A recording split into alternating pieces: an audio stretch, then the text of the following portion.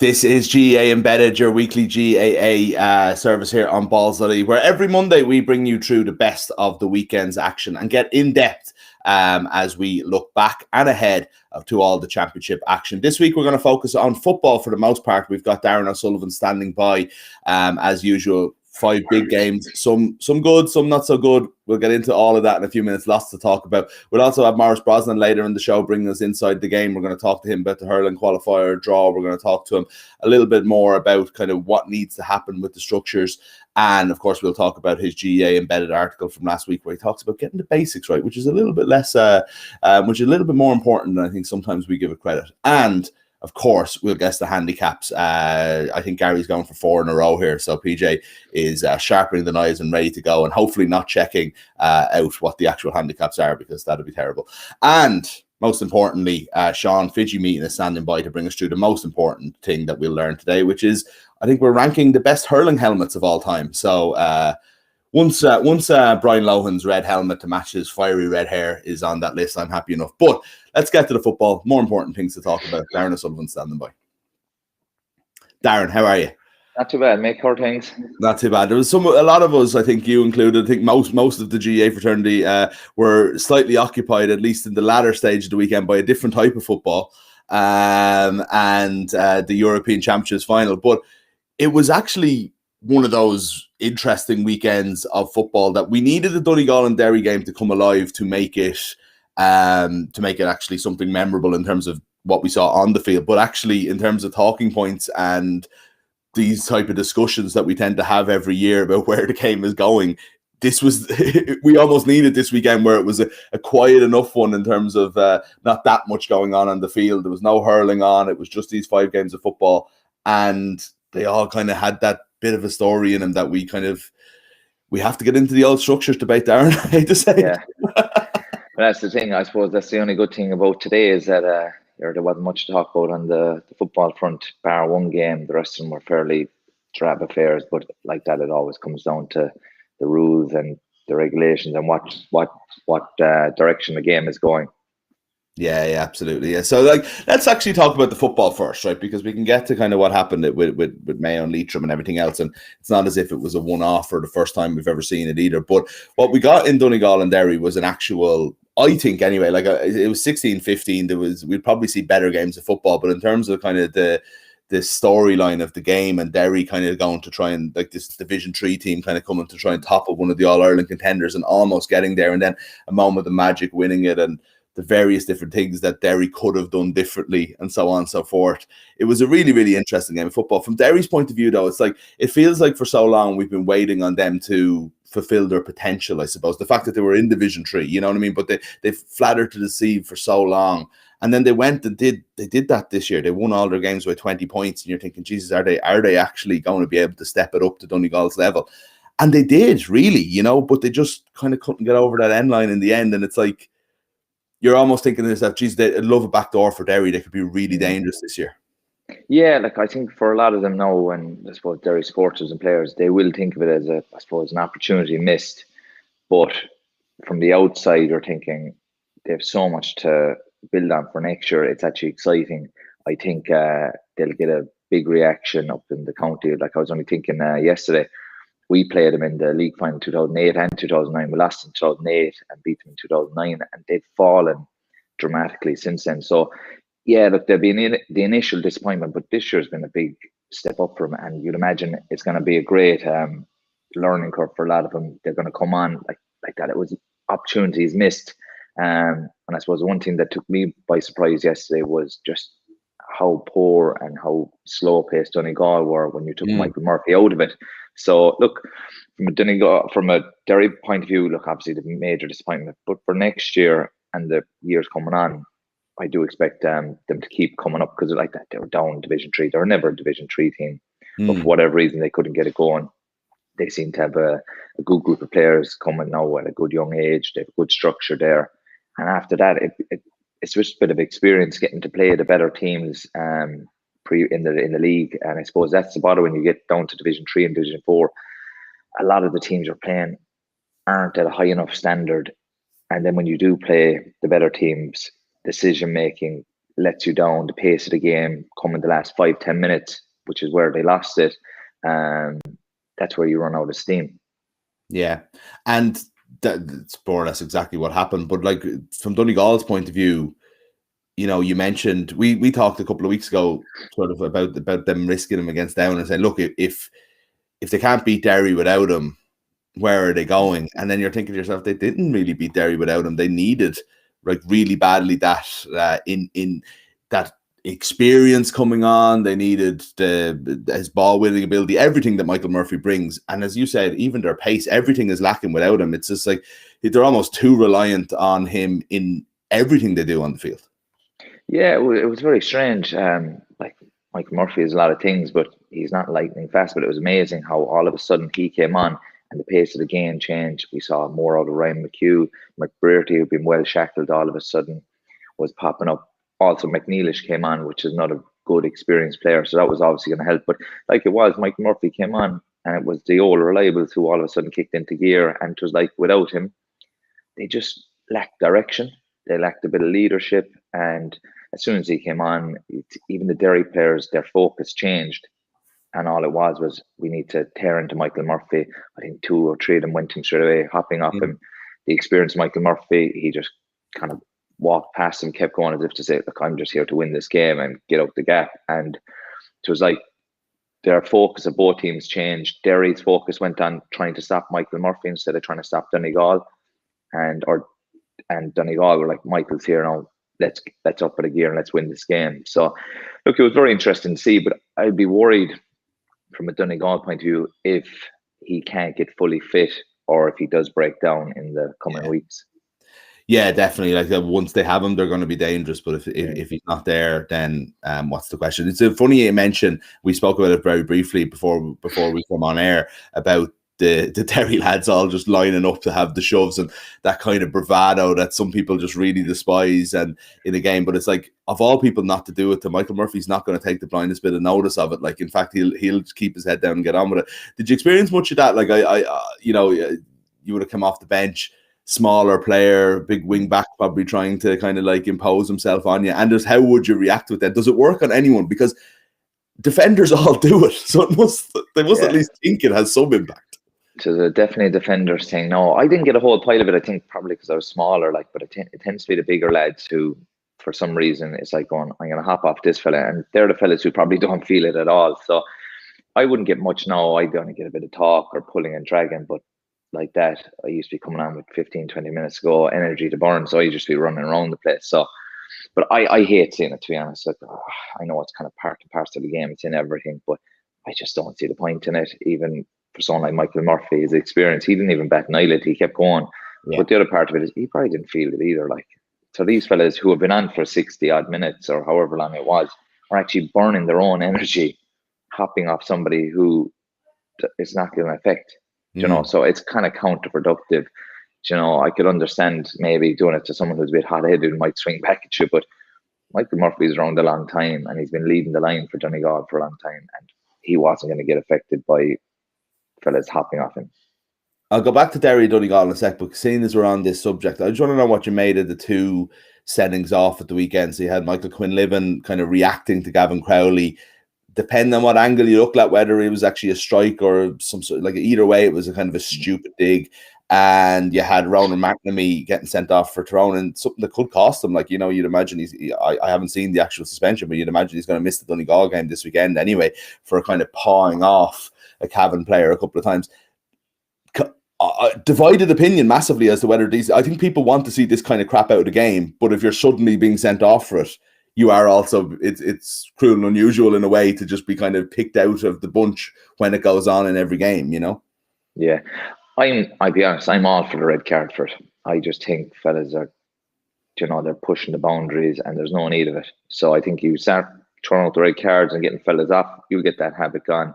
The one with Michael Quinlivan, like a little rabbit punch into the kidneys. But at the same time, and he's a Kerry man, Gavin Crowley should be punished more than a yellow card as well, because he's the one that initiates it. Yes, Michael Quinlivan is foolish and probably a bit of frustration from the way the game was going, but there's no need for it. Like the free was won, it was ball was gone. It was just, I don't know. I think it's the only way to stamp it out and get rid of it, because it's all old shite, really. Like, there's no need for it, and it only adds aggro later on in the game. So I'm all for it. I think fellas are acting the maggot and they're raising their hand, or they're throwing these little, like, if you're going to get sent off, you make sure it's for something worthwhile anyway. These little jabs, what's the point of it? And I'm not telling fellas go throwing big ones. It is one that we're like, what is it? What's the need? What are you looking to achieve from it? What's it? If your man doesn't hit the deck, he's going to turn around, give you a little jab, and next thing you know, it's handbags. And there's nothing worse than watching handbags. It's just like kids in a playground, just leave it off, grow up, get on with the game. Look, we want the physical side of it. We want the big hits, but there's nothing physical about what they're doing. Like, it's petulance, it's childish, it's stupid. I've never been a fan of it. Don't like getting involved in it as much as, like, sometimes you do get drawn into it. But I'm all for it if fellas are willing to, because it slows down the game, it interrupts everything. And some players do it because that's what they want. They want to slow up the game. So you punish them, get them off, and they won't do it again. Well, there's a definitive response anyway. Yeah, I sit on the fence. No, on a day like this, I kind of tend to agree with you. I just, again, it's like, once it's consistent, I suppose. You know what I mean? Actually get it out of the game instead of kind of picking the big. It's the consistency amongst most of the rules. Like, the same thing happened next week, and you get 2 yellows, or you might get a talking to. So, like, I think that's the big issue with a lot of the rules. It's consistency. What one referee sees as a red or a yellow, another referee doesn't. So. 2 more things I kind of wanted to just briefly talk about from the Donegal Derry game, and it's one of them is something that, like, in terms of Donegal, in terms of the winner, I don't think we should forget that McBrearty had that. Like, I thought of it as like Killian O'Connor in the equaliser in the All-Ireland final that time. I think O'Connor's might be a little bit more brave in that they were losing the game, and as opposed to going to extra time as McBrearty is, but still to just have the balls to kind of take on that shot and to trust your technique that you were going to score it.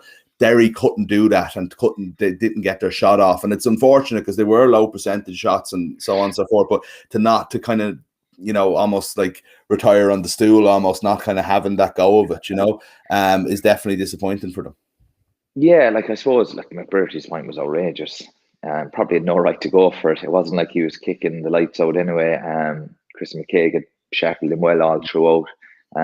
Like that, he kicked, like, some people say it was a handy free before, but it was still a big score to kick. And like that, it was one of them ones. It's a percentage shot. When it goes over, brilliant. If it doesn't, you're going to get a bit of abuse. But you have to have the courage and the confidence in your own ability to go for it. And he did, and fortune favours the brave. And obviously up the other end, I didn't blame any of the Derry players for not taking that shot on. None of the shots were actually on. But I was just surprised that not one of them drew the man and actually tried to draw free, because we all know the referees are going to give the handy free there, draw, everyone goes home semi-happy. So I could understand the players not going for it. To be fair, the shot wasn't on.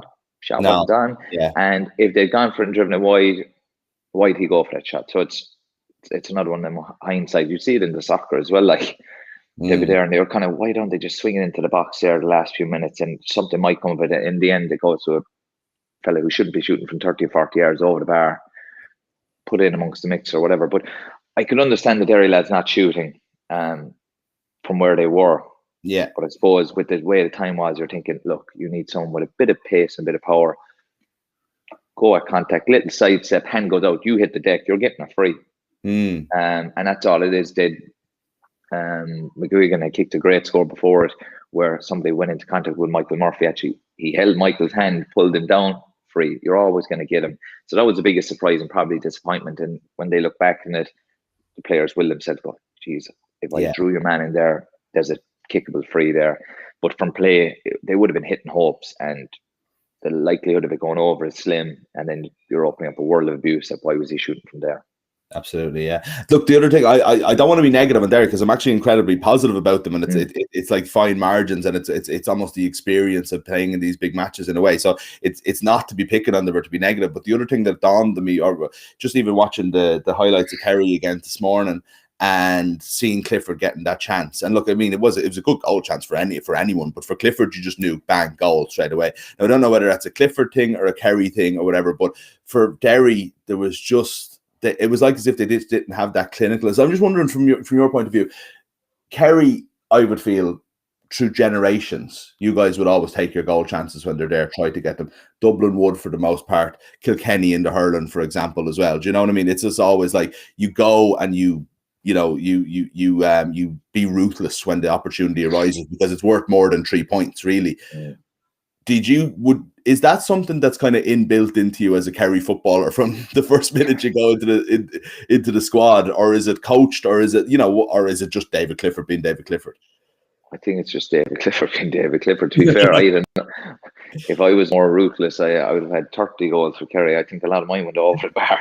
But yeah, look, it is one of them things. I think the better players, that's the difference. Everything is 9 out of 10 with David at the moment. It seems to be 10 out of 10. But that's the difference. The better players, they finish them, and the lesser players don't. So no, but like that, you're told at a young age, get in there, get into the back net, get in, get out, be done with it. But like we said earlier, Derry will rue the chances. There was a hand pass across the box. It's a handy tap in, and just that's the difference. But like you said, it is all positive for Derry. Yeah, they'll be disappointed today, but the steps they've made, and they're going to learn so much from it. And that's what it is about. It's about when you get these opportunities, you have to take them. Otherwise, the better teams will come back and punish you. Donegal didn't play well. They turned up for 10, 15 minutes, and they were ruthless. And even when there were percentage shots, they were able to take them. So, look, obviously, David's goal was phenomenal when it went into his hands. Look, to be honest, most of the better forwards, you'd expect him to score there. But it's just the way he does it. It's just like it was poor defending. Like, if there's one fella, like, if I have a choice, do I leave the ball to David Clifford, or do I give it to the wing back who's after running 60 yards with a few fellas around him? I'm staying on the wing. I'm staying on David Clifford and leaving the wing back, take his chances. So it was poor defending. It was tight angle, but it was just the way he finished it. It was just boom, off the boot. It flew past the goal before he knew it. So look, there's only a few players who can do what he does. But I wouldn't compare everyone to him. But it is one of the things they're gonna risk or rue the chances they missed. And look, you learn from it. It's not easy to take initially, but I do think it'll be all positive for Derry going forward for next year. It's just a pity that there's such a long break now. Yeah, it was the game in the championship so far for sure. We should be getting into a few more kind of closer ones now. Anyway, we've got a Munster final to look forward to between Kerry and Cork. We've got Mayo and Galway in the Connacht final, and Donegal and Tyrone next week. Obviously, we probably don't have time to talk about Tyrone and Cork, and we'll definitely get to Mayo and that whole situation in a sec. But just from Kerry's point of view, then felt over like as soon as that game. They never really like massively stretched the scoreboard, but I get the impression another great performance from Sean O'Shea, another great performance from Paddy Clifford. David Clifford's on absolute fire. I just get the impression people are kind of satisfied with how things are going, that they're ticking up, they're motoring along through the championship so far. Yeah, I think so. Look, some of the players, they look different this year. They look very business-like. They look very serious. Sean O'Shea is absolutely lifting. I think the arrival of Paddy Clifford on the scene, obviously he's playing well in his own right, but I think he's freed up Shawnee.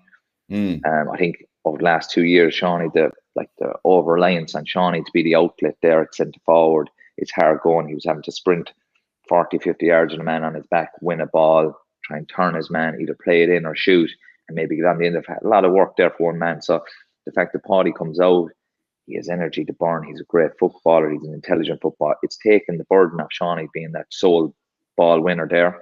He's drifting closer to goal and he's flying. But no, Kerry, as a supporter, no, you'll be happy with how it's going. Look, obviously, 11 points last day against the Munster champions. It was a good win.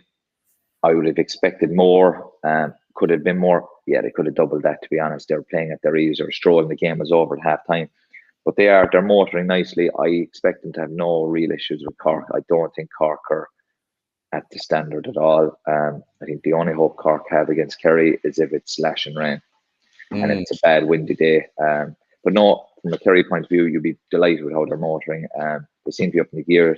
The backs have tightened up massively since the Dublin game. Mike Breen from Beaufort has come in, looks incredibly comfortable at the number 5. Gavin White is like a machine up and down. Tom Sullivan is getting more minutes into the legs. He was put up as a spare man the weekend, kicked 2, Pine should have got 3.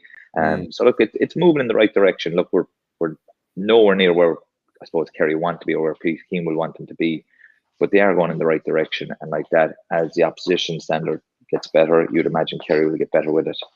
Yeah. It's amazing a player like Thomas Sullivan can be the best marker in the country and also can do such a good job as a free man and kind of get a couple of scores and stuff like that. Just the array of talent in one player is always kind of surprising to me. You know, he could play a match where he could touch the ball for 70 minutes and be man of the match, or he could dominate a game like he did Cork. And the most impressive thing for Tom was a wing back, and he was your attacking wing back, get a couple of scores, and if you were the wing forward marking, we're going, but he'll be loose and I'll be able to do a bit of damage as well. But they put him into this cornerback role, maybe a bit of trial and error, see how, and he's just sacrificed his own game when he's in there, and this is my job, I'm going to nail you down. And he's Kerry's best marker now. And the great thing about it is he doesn't have to mark, leave him off. He glides up the pitch, and he's very comfortable in front of goals and pick a pass or to score. So tis a great option for Kerry to have. Absolutely. On to the sort of elephant in the room then. We don't have to spend all day in it, but I mean, yourself like shared a text during the Mayo Leitrim game yesterday, or it was just like, what's the point of it? Like, you know, it was hard to watch. But the funny thing about it, Darran, was it wasn't unpredictable. It was like, it's on TV, so everyone's watching it. But they beat Leitrim by 24 points. They beat Sligo by 20 points beforehand. There's games like this. The Munster quarterfinals weren't too far off it, and you know. The conversation is going to be kind of how do we do it better, but like I know it's something that Maurice wrote about and we'll be talking to him about in a few minutes. But if you just kind of say, right, we'll just have the second tier and don't let these teams play each other anymore, as well, that's not going to fix the problem either. That's not going to help Leitrim either. They might get better matches, but it's not going to improve them. We need really to just reinvent almost how we organise the GAA at this stage, county by county, don't we? Yeah, I think so. Look. Hindsight's a fine thing. I think we probably missed the trick there with COVID, with rearranging the whole structure. Look, I don't think anybody wants to get rid of the provincial championships, but they're not working. They're not entertaining. You get to the final, bar Ulster, maybe Connacht, they're not going to be great games. They're not going to be that looking forward to. Not at the moment. Maybe it'll change, but honestly, I think it is a case that your provincial now has to be your pre-season. It gives the smaller counties a chance to win it because I suppose everyone's the fitness isn't where it wants to be. You play early, and then it has to be a bit of an open draw, and maybe you start the lesser teams and they start the competition a bit earlier, playing a bit of a round robin to get into the opportunity of playing in the bigger competition. But the only way to improve is playing games, and a lot of these, I suppose, the lesser teams or the struggling team, they're not playing enough games. They finish the league, they get one championship game worth of hiding, and then you're done for 6 or 8 months. So the likes of Kerry or Dublin or Donegal, whoever it is, get to the latter stages, they're constantly improving, they're constantly finding new players. But the teams that you want to improve are sitting at home. Yeah. And they're not getting the same TV time, which I suppose Leitrim lads will probably tell you after the weekend that they didn't want. You know, and then everything, the conveyor belt stops because you don't have younger lads seeing these boys play every day. They need to be playing teams at their own level regularly, and that's the only way to improve. You're not going to improve by going out playing a team that is just too good for you, and they're hammered because you lose interest. And the kids, like if you're a kid now in Leitrim, you're a bit disheartened by it. Do you really want to be there going, oh, I want to go up and play against Mayo and get beaten by 20? You don't. So there's a knock-on effect to it. There's no dream there for them anymore. No, like for these lads, I just like, you know what? These fellas won't want any pity or anything like that. But I felt sorry for them. They were playing a team that was just too good for them, and the same team were missing 3 of their top players: Diarmuid, Killian O'Connor, and Lee Keegan. Do you know, 3 players who get on most teams in the country, and they're sitting in the stand, and it's still like this. So look, they have to find a way, because it's just like, it's not right. I'm not saying scrap the provincials, because one of my favorite days of the year was always the Munster final in Killarney, and obviously that was when Kerry and Cork were competing at a very high level all the time. It was great games, and they're massive medal. You ask the Tipperary lads and the Cavan lads from last year, that medal will mean the world to them. So I'm not saying scrap it, but I nearly use it as your pre-season before the league. So teams are well up to speed. The league is a great competition already. And imagine how good it would be if you were after a good couple of games as well. So they have to look at something, because it's not entertaining. So we were texting, like I said, I was getting worried. So what are we going to talk about? And like that, it's like you're just like we're going back to the rules and stuff like that, because the games just aren't good enough at the moment. And realistically, you're not going to get a good game till the semi-final probably.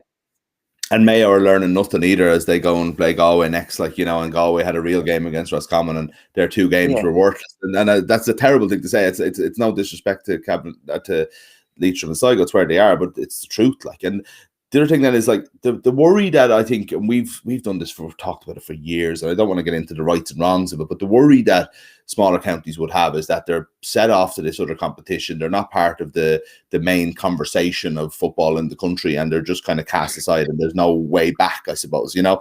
How do we, it's not even how do we address it, it's just that I suppose it's easy for me to say to you, oh, look, you're a Kerry player, you know, you don't understand it, but you're from a club like that isn't a big club. Like, you know, I know you play for your regional team and everything like that, but if you guys got success and got up through the ranks, and you know, you'd only want to play kind of senior when you're ready to do it, and you've achieved something to get to that point, or else it'd be like, great, we're just in the championship by default, we're there, we get hammered by 30 points every year because there's only this many people in our town compared to we're playing against, you know, one of the 2 or 3 Killarney teams, or so on and so forth. You know what I mean? There's just it's a natural thing. But if you have a great team that gets together and goes through and wins a couple of things, you'll go and say, Jesus, maybe this time we can do it, and you've earned your spot in it. Like, isn't that ultimately, regardless of how we get it right, we have to fix everything with resources, we have to fix everything with how the levels will work. But if you just have more of a club mentality of your golden generation will have its chance, that's the way to do it, isn't it? 100%. Look, I suppose my own club, like I said, we won a junior, we're intermediate, we're Division 2. If we went to Division 1, would we compete with maybe 1 or 2 teams, but the bigger teams would beat us comfortably? Would we compete in the senior championship? No, we wouldn't. We're an intermediate team, that's our level. The prime example, and they come to mind straight away, is Temple in Kerry. A very small club on the outskirts of Kinmare, and they have a golden generation. If you go to Tygmorley and Gavin Crowley and the Splans, they have a novice shield, a novice medal, a junior shield, a junior medal, an intermediate medal, and they're a senior club now. Yeah. They wouldn't have big numbers. They're a small parish outside of Kinmare, but they have a golden generation of players. And that golden generation of players are inspiring these younger kids, and they're developing them. But they started at the bottom, and they've worked their way slowly up, and they've earned their right to be a senior club. They're an example for every other club in Kerry, and even counties. Yeah, you could say a bit of luck, you get a golden generation. Sometimes that generation doesn't come, but you have to earn it to get up there, I think. And at the moment, what's the point? You play a league and you play one championship game where you get hammered, and then you don't kick a ball for 8 months or whatever it is, 6, 7. You know, whereas like people say, oh, it's fine for you to say you're playing for Kerry, you're always at the top table and this. But if you look at Twitter during all these games, players who have played with the lesser counties or are still playing, they're all tweeting the same thing. Yeah. Do you know? And what would you rather? Play one championship game, get hammered, or play teams more of your level with a chance of silverware and a promotion? Like, for me, when I was playing, it was all I wanted to win.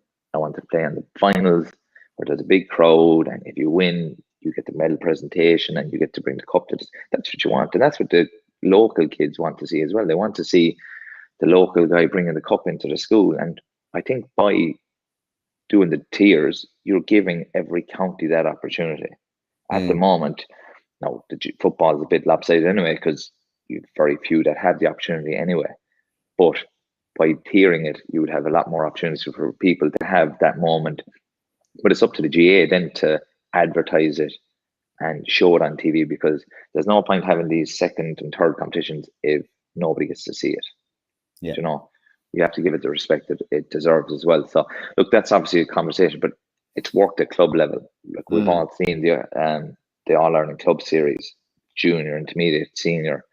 They're shown on TV, the buzz it creates around the place. So there's no reason why it wouldn't work at county level, but it's up to the GAA then to give it the respect it deserves, give it the media coverage and the TV coverage. Yeah. Darren, I couldn't agree more. And it's a bit, hopefully this is like one of the last times this year that we're talking too much about kind of not the actual game. I think it's so important. Like, it really is. It's funny. We talk about it being a cliche and stuff like that, but it's the most important thing that's happening at the moment. But we've still got Kerry and Cork to come. We've got Donegal and Tyrone next week. We've got a good Connacht final now and we even got Meath hoping to. Fingers crossed here. Now. There's a couple of big games coming. Meath in Dublin. I can't say the handicap because we're going to do it in the lads are going to guess it in a few minutes, but the bookies definitely don't think Meath have a chance despite scoring 4-22 against Longford. Yeah, they're still getting big scores. I think the big question will be, will Cluxton be centre back? So, look, to be honest, the one thing about the Dublin game is they played it. Look, there were probably no motivation, whatever, but they were away from home. Motivation was low, and they struggled. Yeah. So if your motivation isn't where it needs to be, or your focus, and you're going away from home, I'm not saying they're going to get beaten, but can they turn it on like that? It might be a bit more entertaining for us, all us neutrals, instead of a team going up to Croke Park, wide open space, and Dublin are just swanning around. See, that's the bother with Croke Park. The pitch is so big, teams are gassed after 25 minutes, especially if they're playing in the lower divisions. Yeah. Because they're not used to the intensity. That's it. Well, we'll see what happens anyway. We'll chat in a couple of weeks. I'd say we'll probably the two finals of the hurling will probably take precedence next week. But Darren, that was brilliant stuff. Thanks a million for joining us. Oh, thanks. Cheers, Mick. Great stuff from Darren there as always. Really, really great stuff. And some interesting thoughts as well, and not always unfortunately the most positive, but hopefully that becomes more so as the season goes on. If you're enjoying the show, please subscribe to the channel, be it on YouTube or the podcast.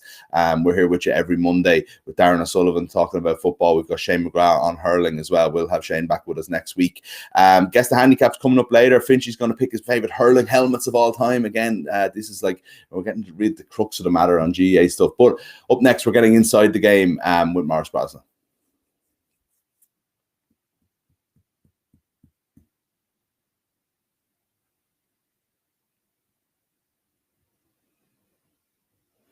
Well, Maurice Brosnan does join us once again from sunny/rainy Melbourne, where people don't really understand, Maurice, that it's actually real life winter over there, and not just kind of like the winter we used to see on Home and Away that didn't really exist. Yeah, people including me. I had absolutely no idea that I was arriving to really cold Melbourne until I got here, and very quickly had to redo my entire wardrobe because I rapidly realised I wasn't equipped for it. I know, yeah, a lot more jumpers than you'll ever expect but we're not here to talk about that. We're here to talk about GAA, which you are spending a lot of time watching, despite your physical distance from most of the action. And we're going to talk, like as we do, talk about your GAA embedded article from last week, talk about what you've got coming up this week. We'll get into all that in a minute, but we haven't talked about hurling. Obviously, we were talking to Darren, but the qualifier draw was made this morning, and it brought up some interesting results. So we have a round one of Waterford versus Laois. I think I could have seen that coming, and I could have even more seen that the other round one match is Clare versus Wexford. It means that Cork and Galway get a bye into the next round. Cork and Galway, who have only played one game and lost it, get an extra week off, get a less game that they have to play to go and win the All-Ireland. Then Clare, Wexford, and indeed Laois, who all won a game so far this year. So that's a very fair situation, isn't it? Yeah, it is. Like, I don't know, this draw for me is very funny. You know, like if you had asked me before the draw what result I didn't want, I honestly didn't want Clare and Wexford, because I kind of was I thought I was a bit sick of the conversation around this and the rivalry and everything. And now it happened, and I was like hopping off the ceiling, unbelievably excited. So I guess it goes to prove that maybe that's not the case. I actually didn't. I'll be honest, I didn't consider the imbalance of the structure until you said it there. And I kind of can't come up with a rational argument against it. You know, I know, like, the people will be listening to us here now, right? And they'll be rolling their eyes at the idea of another championship structure debate, which is totally fair enough. But, you know, the reality is that there's a very simple solution. You incentivize winning games.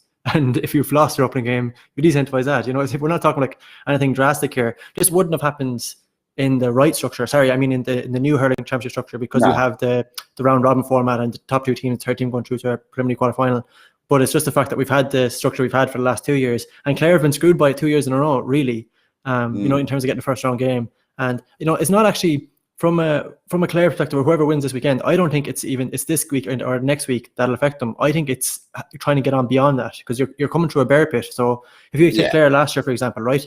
What really hurt Clare for me, they had that cracker against Laois last year. That's just coming back to me now, which was a brilliant game. Came out the next week and bet Wexford last year, which was also a really good game. And then they were flat when they started against Waterford. Now, that's totally understandable when you think about you're coming off 3, like the Laois game was unbelievably competitive, maybe more competitive than they actually would have anticipated. And then you go into the next game and it just hurts you down the line. So this, like the draw, it's a great draw. I'm really excited for these games, but at the same time, it puts, whoever comes out this weekend on a massive back foot. And I kind of, like, as you said, I really do agree with you. It's unfair.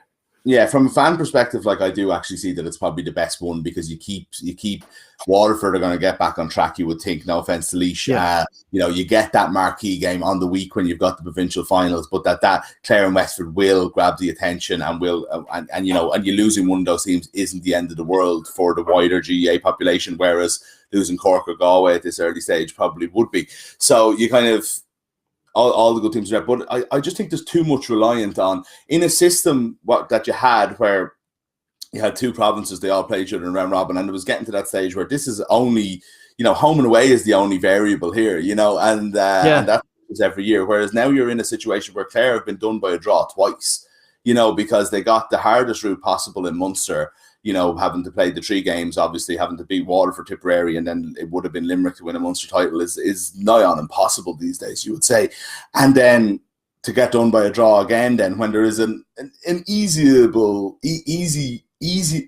fixable, easy for me to say, Maurice, situation here. So that just kind of annoys me. But mentioning Waterford possibly being in I would say almost certainly being in a stronger position in round 1 of the qualifiers than Clare, after Clare and beating them, is definitely, it rings all the bells in my head of unfair when it's the team that you support that's involved, absolutely. But it does raise an intriguing thing of like writing off Laois again, because I'll tell you one thing, I definitely wrote off Laois at the weekend against the season they'd had.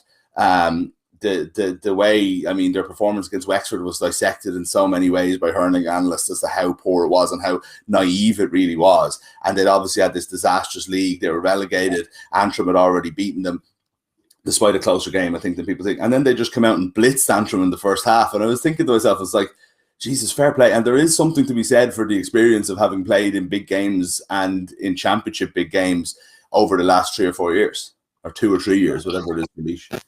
Yeah, absolutely. Like that's something we probably return to later on. But the fact that Laois have that bank there, I think, really stood to them at the weekend. Something as simple as, right, like I wouldn't say this in a critical sense, but just something as shrewd as to get the red card. You're down to 13 men, so you've got the sin bin. Then Ross King gets sent off, and what's the first thing that Laois do? 2 men go down. John Sucru, the physio, comes on to help Paddy Purcell tie his laces. Right, a minute later, and Rowling was down. He's fixing the contact. That's in game. That makes that. I'm not criticizing that for a second. That's shrewd. You've got 10 minutes here. You're down to 30 men. You need to make up every single minute.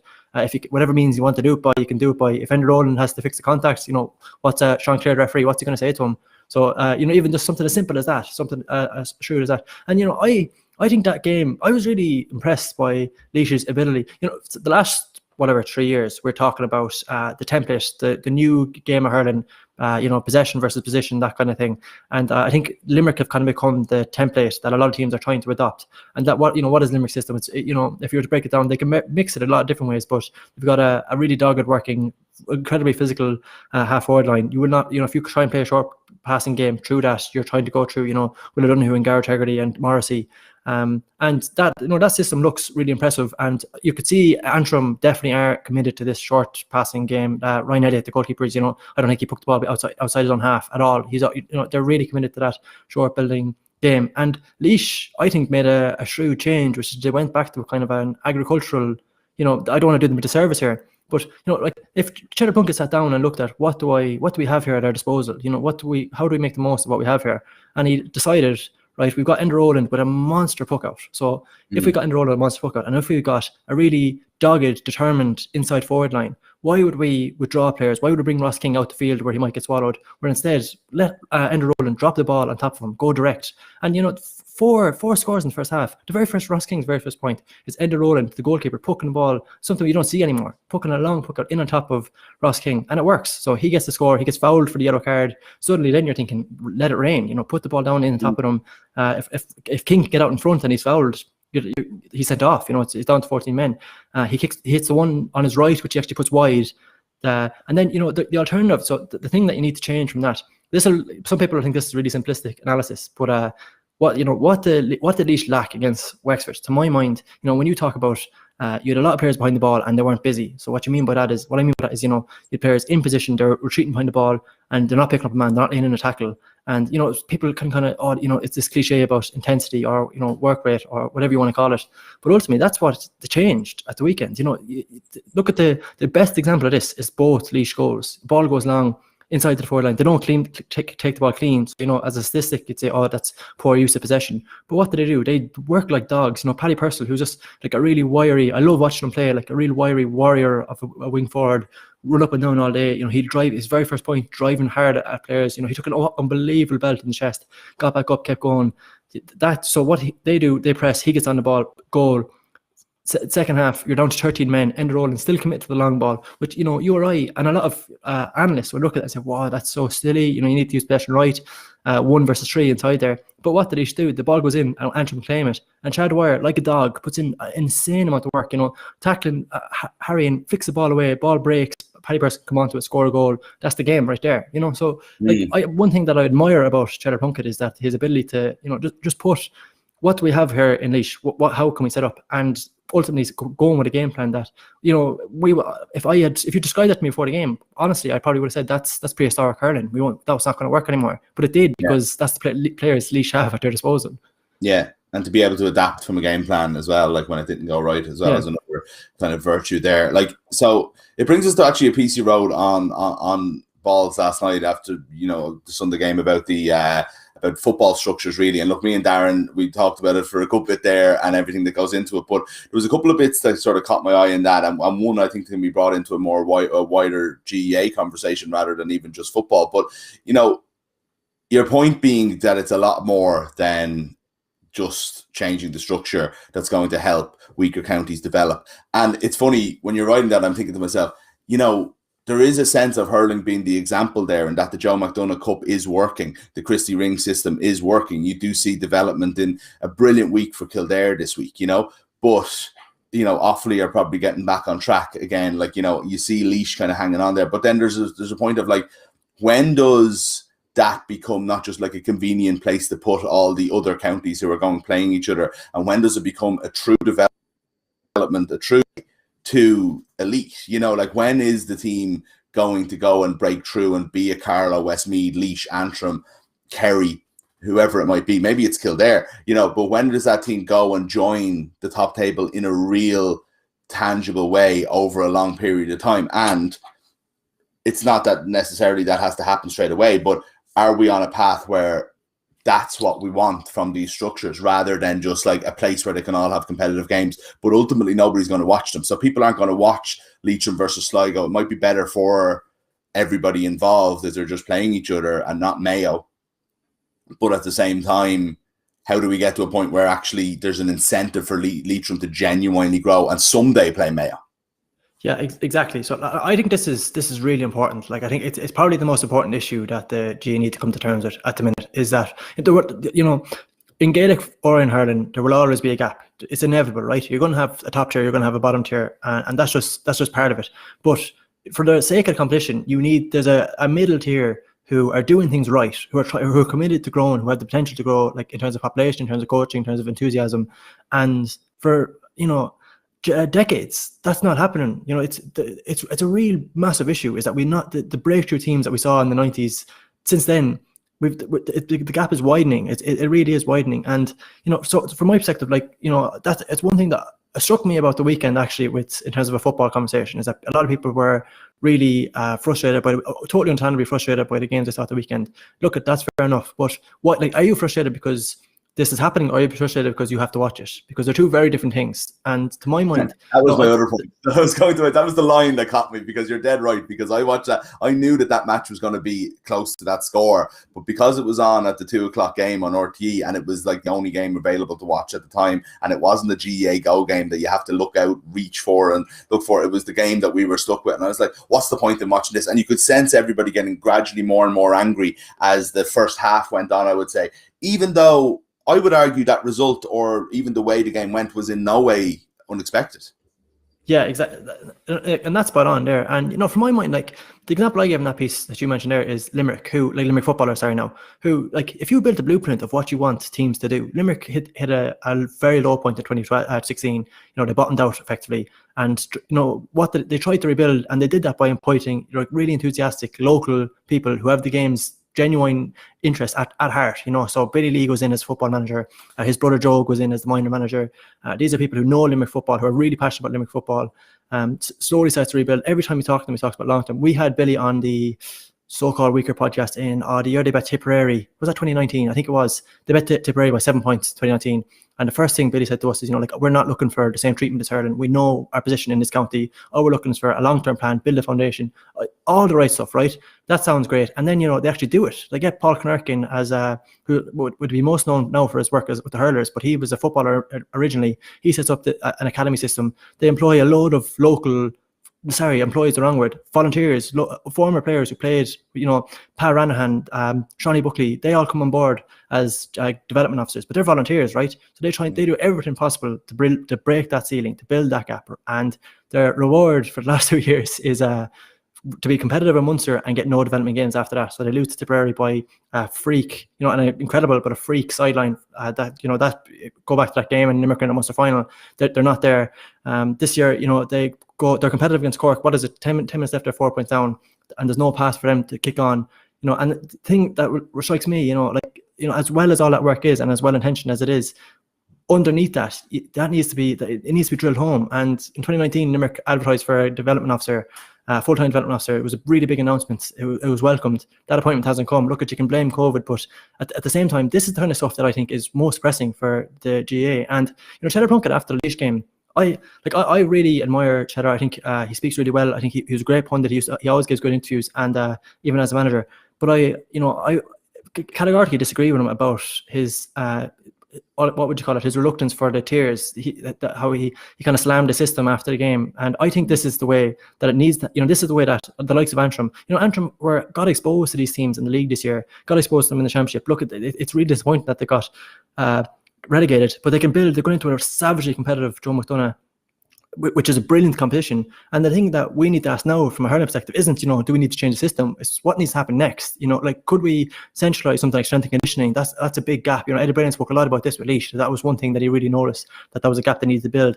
If we could centralise that kind of stuff, I think that's how you bridge that gap. And my issue with football is that this has been said before. We actually talked about this about a year ago. Is that the tiers are right now, the system that is coming? People think it's welcomed. It's an afterthought. Like, if you're relegated after playing in a championship and go back down, it's out of sight, out of mind. That's the only purpose of it. It's a glorified Tommy Murphy Cup. It doesn't work. In terms of, it works from our perspective. Look at it, it's a spectacle. They play competitive games, and you think they get development, but they don't, because where is the evidence for that?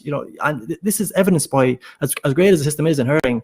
Carlo, I remember, we were, I think, on the forefront of this Carlo Rising hurling stuff. The first interview that Paul Cody did after that, when Carlo reported, was with us, and he told us on that podcast that I mentioned earlier. The first thing he said was, we need to get in. We had 6 clubs in Carlo, now we're down to 4. We need to get development officers in here. This can't just be a flash in the pan. We need, from promotion perspective, he said, this needs to be inspiring kids. None of that happened, and Carlo haven't kicked on since then. Like, he was 100% right, unfortunately, but he was 100% right.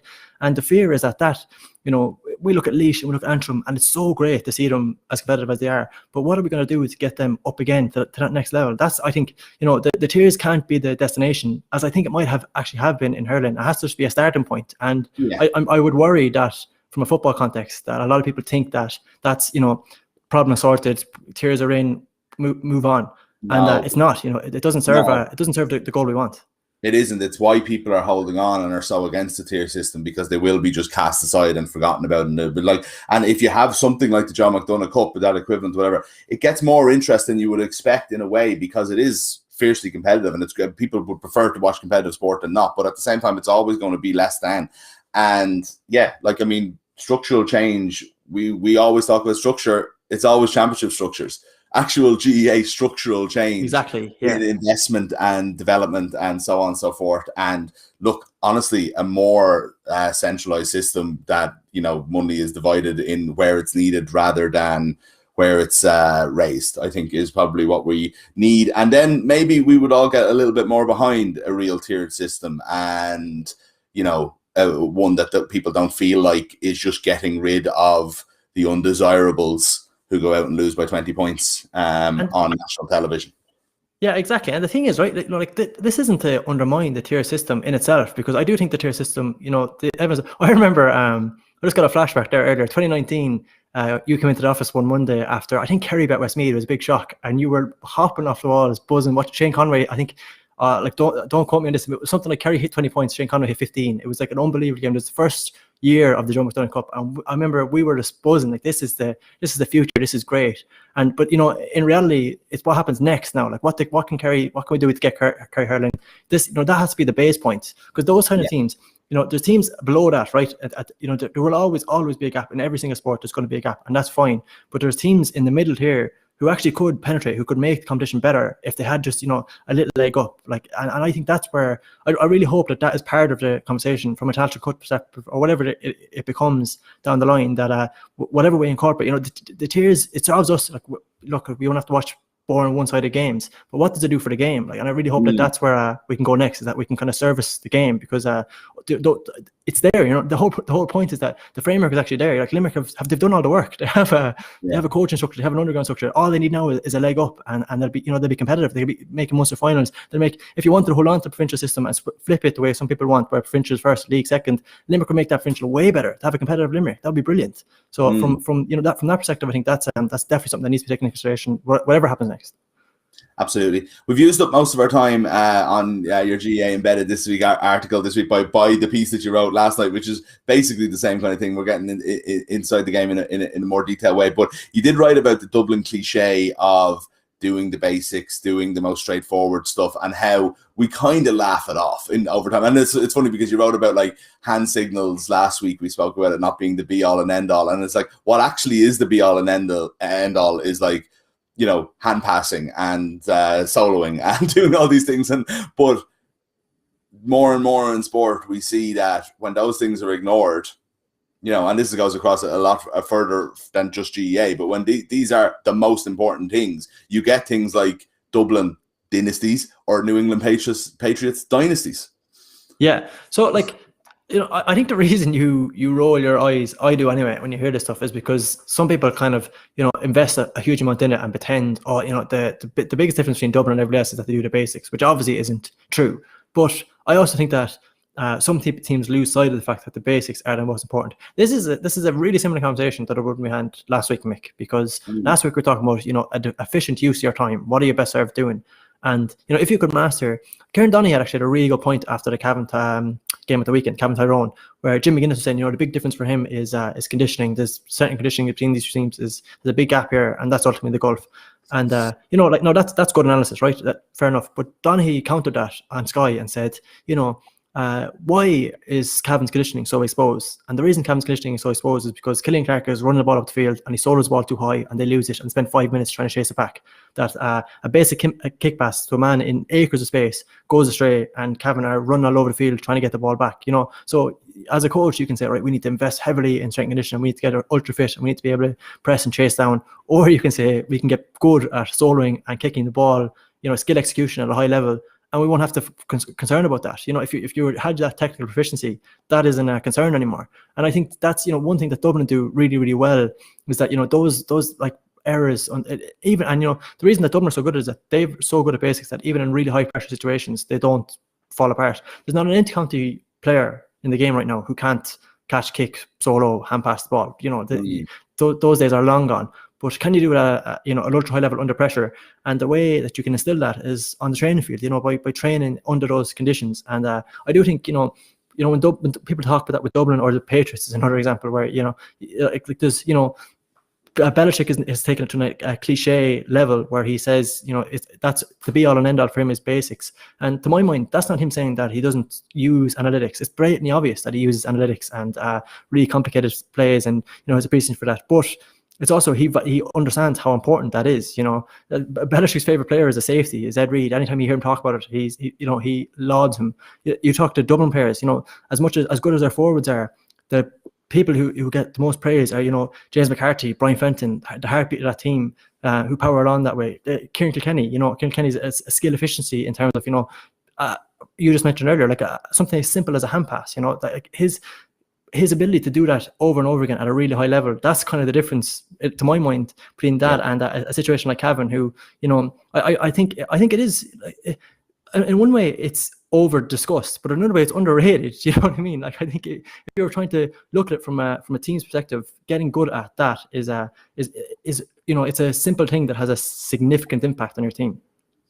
An intercounty footballer once told me that he was never once in his life coached how to kick a football, and had a very, very good career and could kick a ball fine. But you can only imagine is like the amount of time this man would have spent in his career on tactics and kickouts and various different little things, whereas how much better could he have been if people were teaching him and all of his teammates from club level all the way up to county how to kick a ball more efficiently, but you do a lot more, you do like, surely that is a starting point, and you would imagine that in some places they do work on things like that.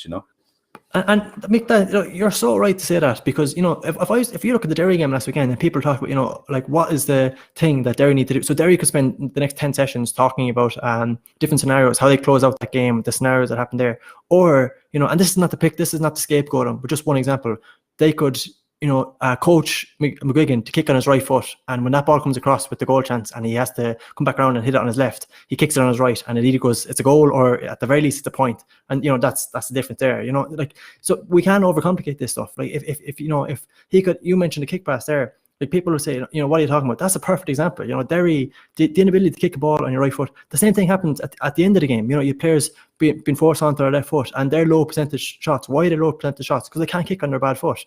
And that's not an issue for Dublin. How many times have we seen like Paul Mannion, or it's not just Dublin, for example. David Clifford is another one, kicking expertly left, right foot, and it just it's a simple thing. Like, it's a really simple thing. You're drilling into under 12s, but it still has a massive difference at intercounty level. Yeah, absolutely. Enjoyed that, Maurice. We could have went on for another 10 minutes as usual. But you'll be back with us next week. You'll have another piece for us to talk about, and various other things that we don't get to have with one of our guests. But thanks a million for joining us. Enjoy the week in Melbourne, where I believe there's some Italian festival style things there going on. So enjoy the Euros win for your now adopted Italians. Yeah, it's much better than having English-style celebrations here in Melbourne. So I'll gladly join them once I'm finished up here. Cheers, Mick. No worries. Thanks a million to Maurice. Don't forget, if you're enjoying the show, or if you've just come across us now, to please subscribe. If you're watching on YouTube, just subscribe to the channel. We're here. We'll have videos for you almost every day, really, across the balls.ie channel. And if you're listening on the podcast, please do subscribe, and throw out a 5-star rating or a comment in there for us as well while you're at it. Right, we're going to guess the handicaps in a couple of minutes with Gary and PJ. PJ absolutely determined this week to finally knock Gary off his perch. But before we get to that, as we always do, our man Sean Fynch, he covers the important aspects of GAA. You might think what me and Maurice have just been talking about, or what we were talking about with Darran earlier, is actually important. But what's really important is what Fynch is about to get to now. And he's going to go through the greatest GAA helmets of all time. And you'll know them all.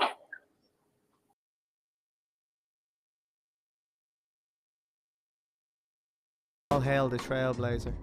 Galway's Conor Hayes started the wave, and with his gaudy leather-bound helmet, it didn't protect him, but it was wavy. Is this the most iconic helmet of all? Joe Dean's yellow companion was there throughout his stellar career.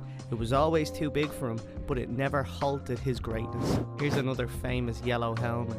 but just check out the chin strap on that thing. That's as strong as George O'Connor's moustache, and it rightfully won an All-Ireland in '96. For a man with a head of scruffy red hair, Brian Lohan needed a scruffy red helmet, and that's exactly what he had, although he often discarded it when it came to the championship moments. The round micro helmet was the toast of the GAA for about 3 years, and nobody rocked it quite as well as the Sparrow, Ger O'Loughlin. What an icon. If O'Loughlin was the poster boy for the micro, then Colin Bonner was a poster boy for the Cooper. Listen, they were basically old style ice hockey helmets, but they stood out. Iconic doesn't necessarily mean good, and although Timmy McCarthy did eventually get rid of this, that is an upside down washing basket on his head. This is from the early days of John Milan's career when helmets weren't compulsory, and his red helmet certainly qualifies. He usually wear it for about 5 or 6 minutes before chucking it away. In this list we're talking about overall helmets, but in Martin Story's case, one accessory stands alone above the rest: the strongest chin strap ever. Although he eventually realised the purpose of a helmet, Niall McCarthy's early Cork career just had him wearing a basin on his head. There's no ear guards or anything. Listen, this helmet is nothing to write home about, but it's iconic because of the combination of Shefflin, the green of Ballyhale, and the black and amber of Kilkenny. Striking. Lark Orbit is on this list because of the combination of everything. Yes, the yellow helmet is striking, but a lot of tip players wore it. But the high socks, the success, it's gotta be. The 1988 Hurler of the Year, Tony Keady was a trailblazer, and his white helmet was so intrinsic to him that at his funeral in 2017 it was brought to the altar.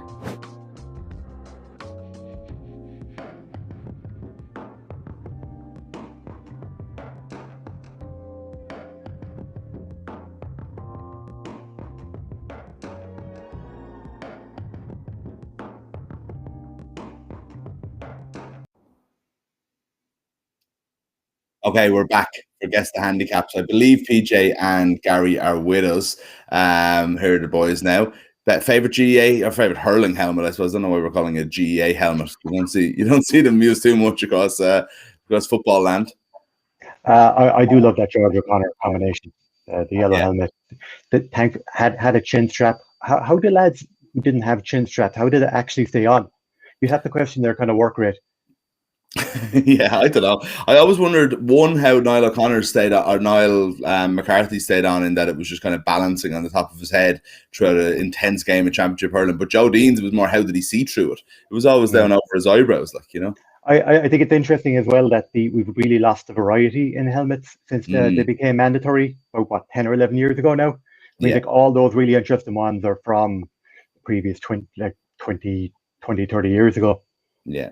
The best you'll get these days is a two-tone.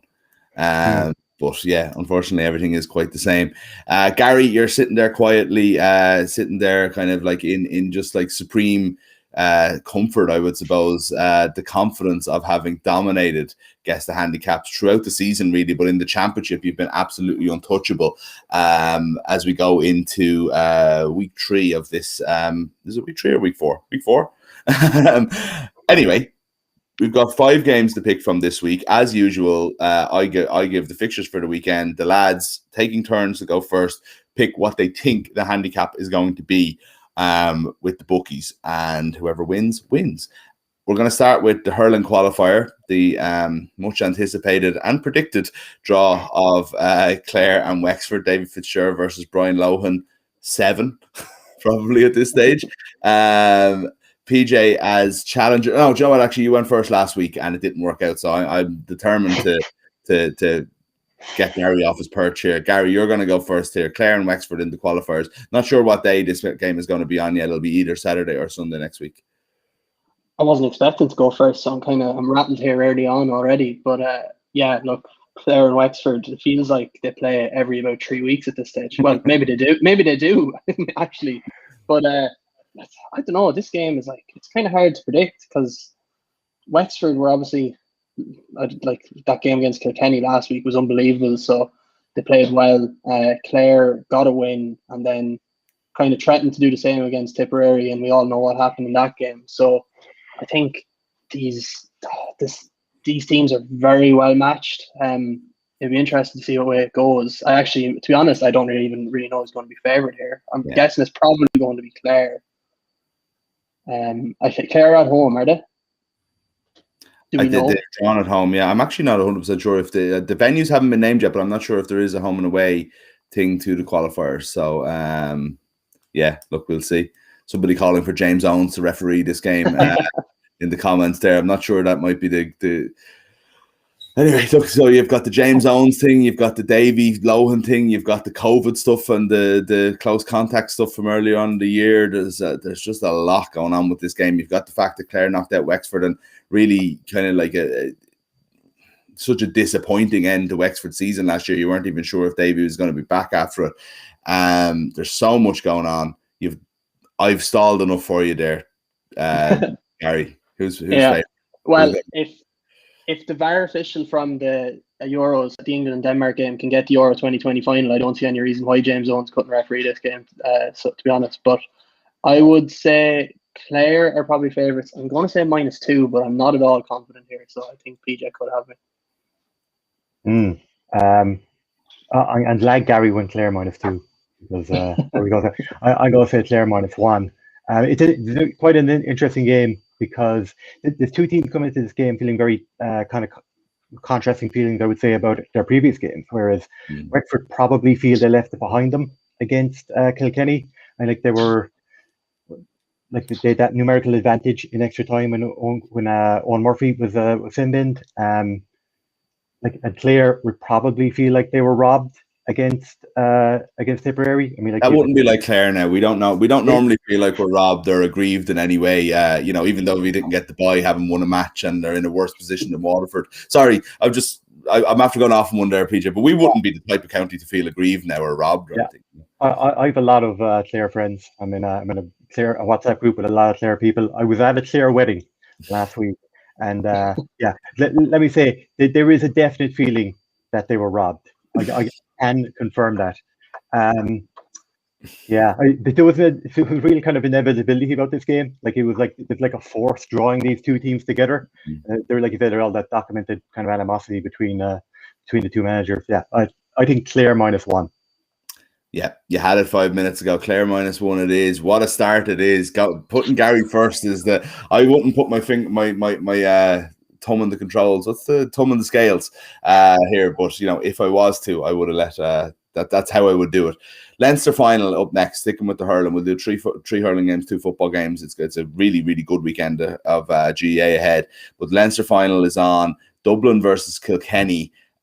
Which is a novel Leinster final in itself, I suppose, PJ, but also one that, how much credit do Dublin get for that Galway game?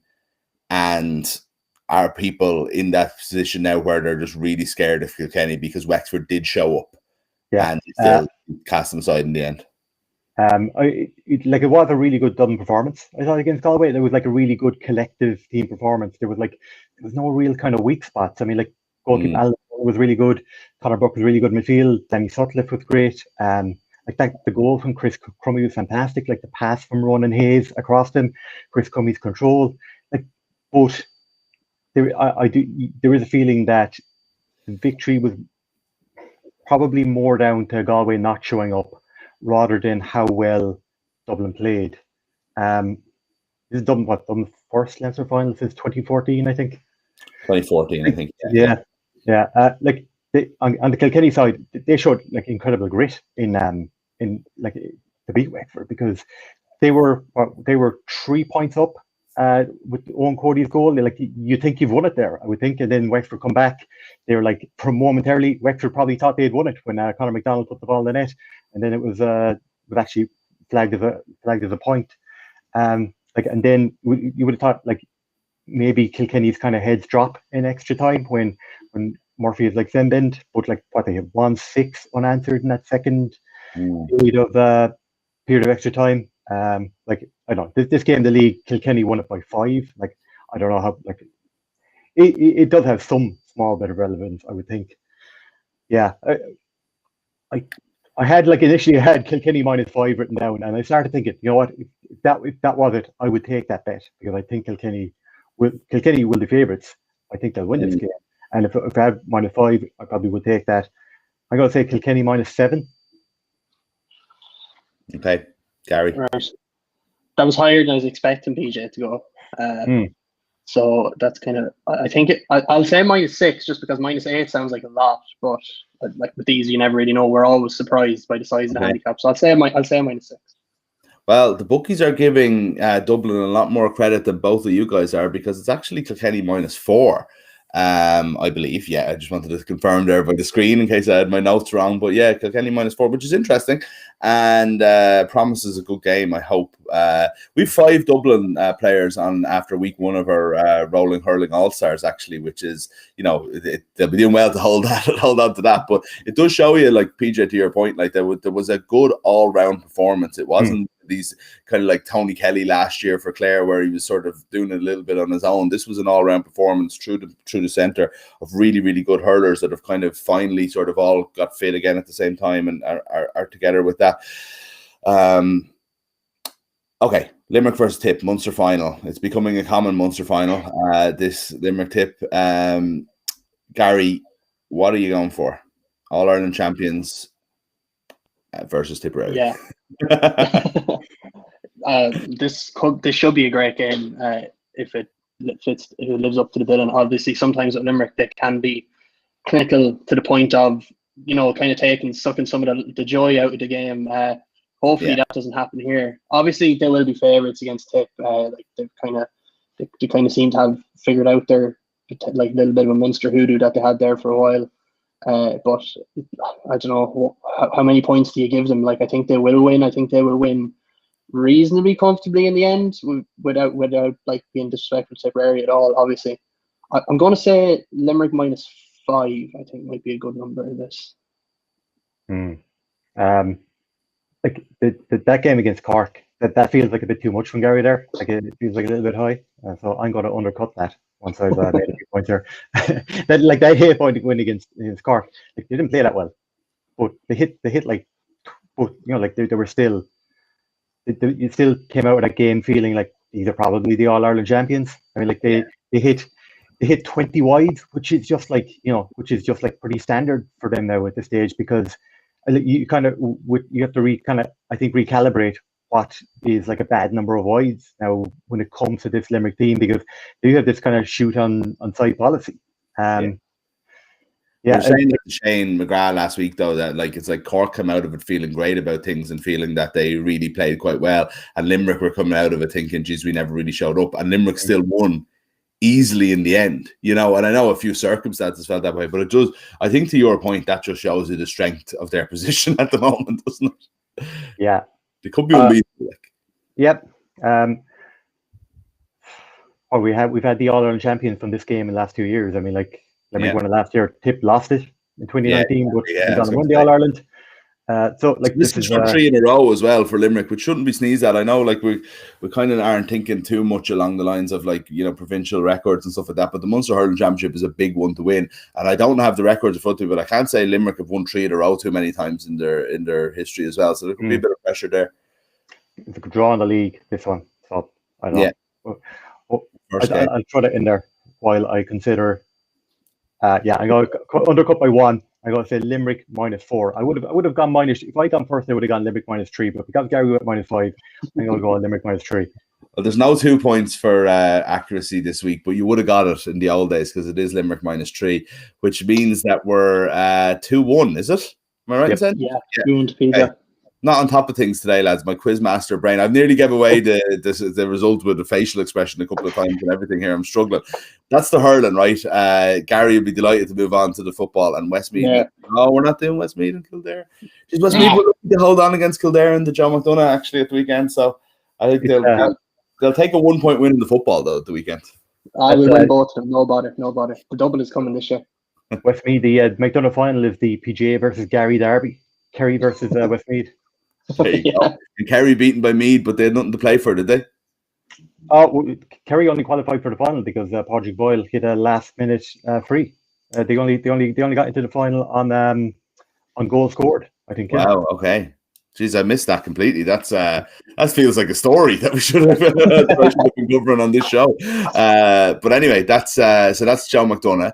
Westmeath are playing Kildare now. Unfortunately, we don't have time to include Westmeath versus Kildare in the other Leinster semi-final in this one, but we will instead do the other one, which isn't on TV, lads. Dublin versus Meath in a Leinster semi-final.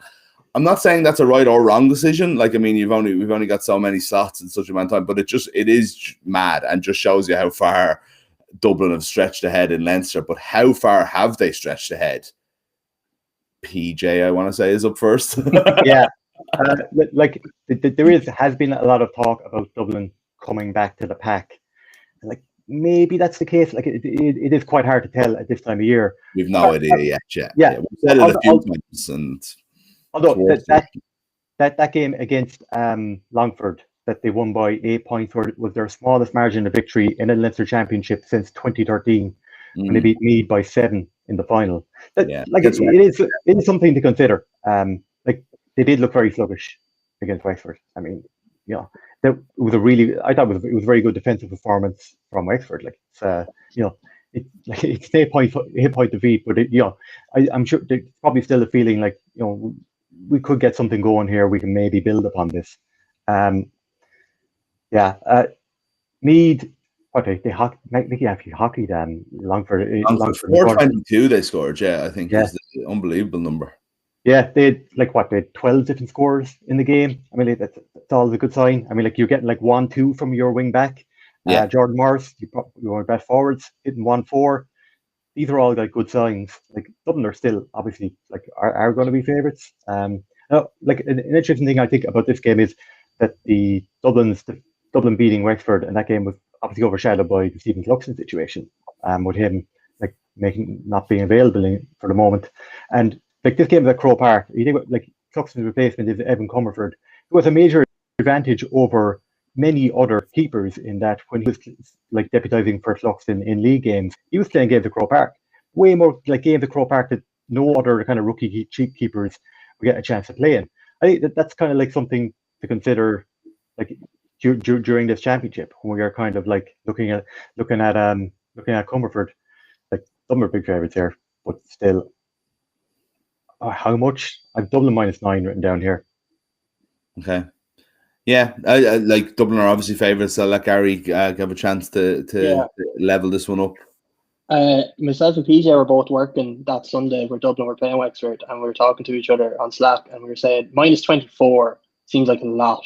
Like, if you're giving any team a 24-point head start, I'd probably back them. So I actually bumped it down to -20 and did back Wexford, and I was delighted by that in the end. So that came true. So I think the bookies are going to be a bit more sensible here. Well, obviously, we're never going to be quite that big, but I still think it could be double digits. So I think I'm going to go -10 for Dublin. What did you say again, PJ? -9. Okay, so it is -12. So it's a high one. They weren't being that sensible. I've had this feeling with Meath, I'd say 3 times over the last 5 years, where I felt like you could give them a game, and they just haven't. I think they scored 4 points in the Leinster final. Was it last year, 2 years ago? So hopefully we see a little bit more of a game this weekend. But it brings us to a showdown here, lads. It's 2-2.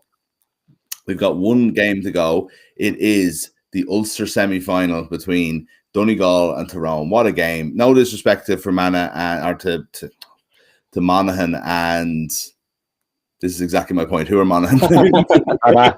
Armagh. But Donegal Tyrone is the marquee game, and it's the one that we're all looking forward to. 2 big wins at the weekend. How's this one going to go, PJ? Me, is it? I think it's Gary first. It is Gary first. It is me. This is a big advantage here for Gary, I feel like. Yeah, is it though? I think it is.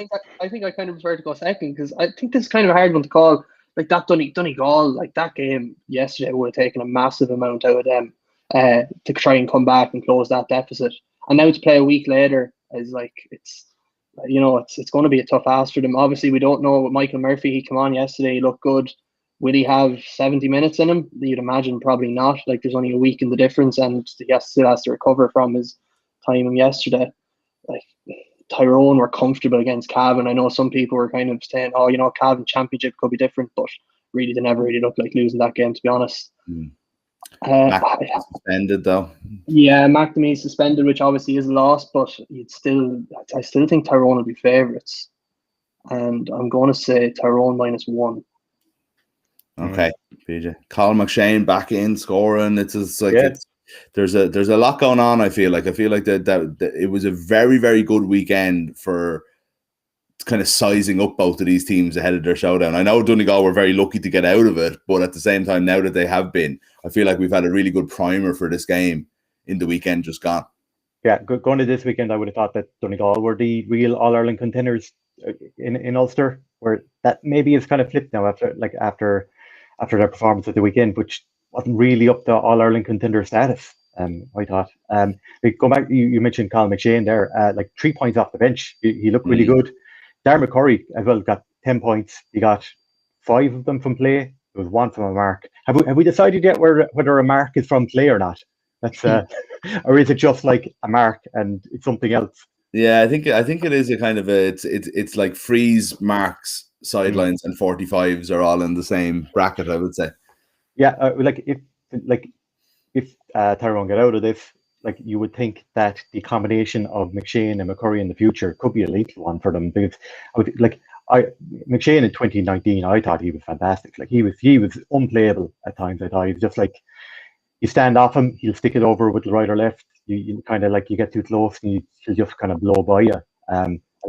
McCurry looks like he is it's nearly a decade since McCurry made his Tyrone debut, and in that game you kind of thought, maybe he's really kind of living up the potential there. I know there was a few years in the middle there where he wasn't available.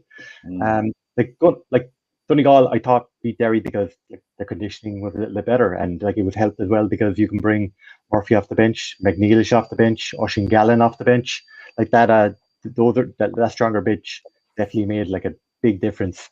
It was interesting to hear Mark McHugh yesterday on BBC saying that he thought there were players on the pitch for Donegal who weren't good enough, they weren't at inter-county standard. You could see Oisín McConville, this is at half time, he was talking about. He thought there were Donegal players who didn't want to kick the ball, and you could just let them have the ball, and it didn't really matter because they weren't going to do that much. Was going to hurt you. It was funny to see Oisín McConville there with looking at his match program, trying to figure out who the hell is he talking about here, like everyone else. I get the feeling like Gary is probably right here. It probably is Tyrone -1. I just gonna. Which way are you gonna go? He's not right. I'll tell you that much. Oh. But which way are you gonna go? Sweating now. Yeah. Oh, that's throwing me there. That's throwing you. You were gonna have to go one way, one higher or lower anyway. Well, okay. Let's go Donegal -1 then.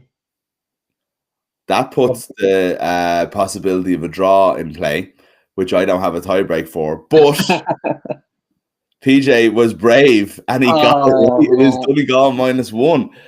Did I give that away somehow? I didn't. I often tell if somebody hasn't gotten exact, but Donegal -1 from the depths of hell, even though he had to lead. PJ rescues this and gets his first win at the championship. PJ, I think we're out of time, so I don't have time for a closing speech, but perhaps look, a glorious win. I mean, we've had big wins this weekend for Donegal. We had a big win for Italy there and some other sport, and but PJ Brown finally winning Guess the Handicaps, knocking Gary off his perch, possibly the greatest win of them all. So congratulations to you, Gary. Go back and regroup, think about it. We've got some big games coming up, Leinster final, the Munster football final. All those things are there for you next week, right? You can go and take it by the scruff of the neck, get this back. Thank you for everybody for listening and watching the show this week. We're back with you, of course, every Monday morning or every Monday afternoon at around 12 o'clock. So next week we'll have Shane McGrath back on because we'll be talking about those hurling qualifiers and about the Leinster and the Munster final as well. And we'll have lots more besides as well. Stay tuned to Balls.ie all week for more great GAA content. And please subscribe to the channel. If you're watching on YouTube, please hit the subscribe button. And of course, if you're listening to the podcast, also do subscribe and leave us an out rating as well. Talk to you soon.